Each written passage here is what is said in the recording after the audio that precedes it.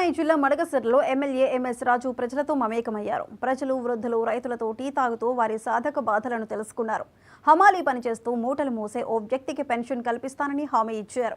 రైతులు పొలంలో బోర్లు వేయించమని అడగగా వెంటనే అధికారులకు ఆదేశాలు జారీ చేశారు.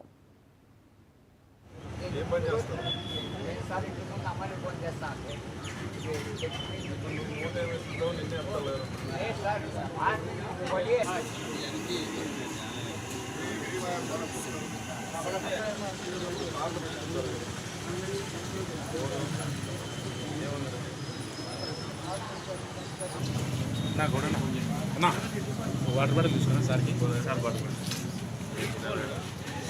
బాటిల్ మార్చిలో పెన్షన్